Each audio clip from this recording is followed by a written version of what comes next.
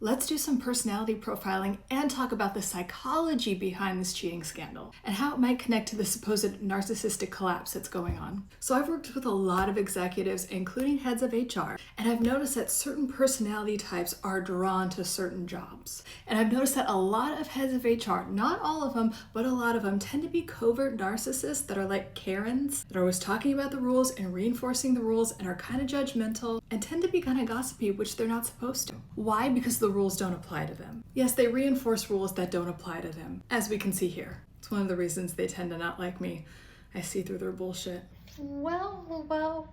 And it looks like she got her buddy Alyssa to tacitly endorse and keep quiet something she knows that she would get fired for. And there are a lot of people coming after Alyssa like, you should never cover up for two people you know that are cheating. And I could see that, but these two people were also, in my opinion, abusing their power. What, is she gonna tell on them and lose a good friend? Probably have a really hard time finding a job? Because Kristen was hiring Alyssa at every company she worked for. Or the CEO could have fired her. So I just think it's a little different when your job is in jeopardy. I just have a feeling this isn't the first time Alyssa has seen Kristen do shady shit like this, where the rules don't apply to her. So I'm just saying I see both sides and how it would be difficult for Alyssa to speak up. Like losing your job and a good friend over a decision that your friend is making who is an adult and completely capable of making her own decisions. And with Andy, the moment I saw that video, I thought this guy was a full-blown narcissist. And now a lot of stuff is surfacing about what a narcissistic asshole he is. First of all, anyone, but especially a CEO who would publicly go to a concert with their employee must really think the rules don't apply to them and has no respect for his family or wife. We know this. And narcissists are often very charismatic, and it seems like he was love bombing Kristen. He was publicly gushing about her when he hired her as chief people officer. And this guy did a great video where he was talking about how he used to work at another company Andy was the CEO of, that Andy destroyed,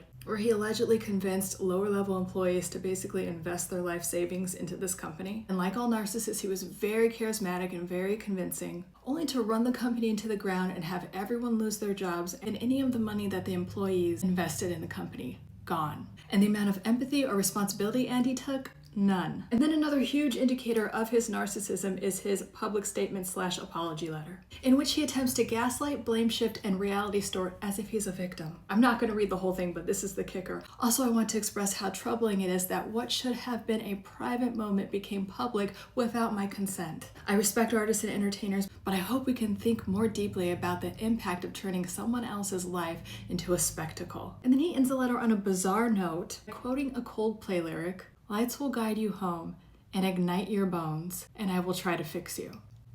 The fuck?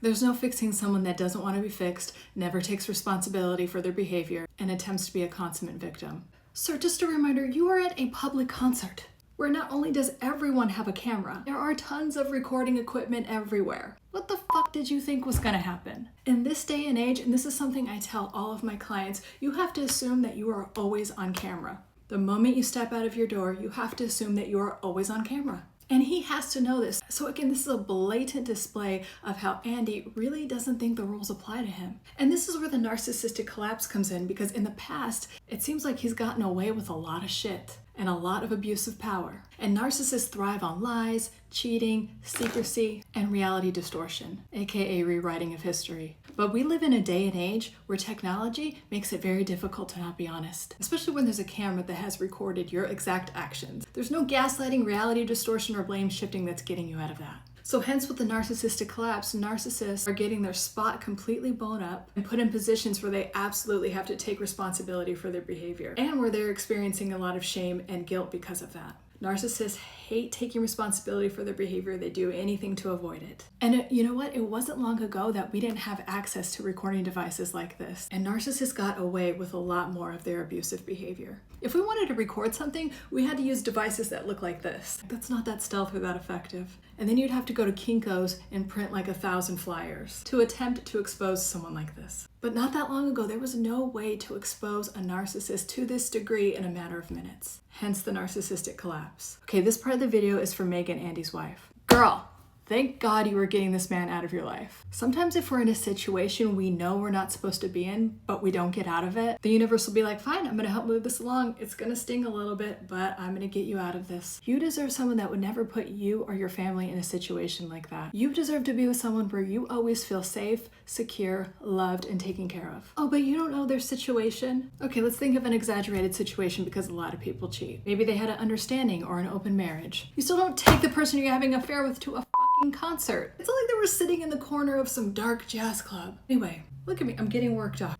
Actually, I'm always sweating to some degree. Anyway, if this is what narcissistic collapse looks like, I guess bring it. And if you're ready to free yourself of toxic relationships and narcissistic abuse, don't forget to download my course on healing and thriving after toxic relationships and narcissistic abuse. The link is in my bio. I'll see you in the course. And if you are taking the course and have any questions, always let me know. I'm always very available to my course students. Love you guys. Mwah.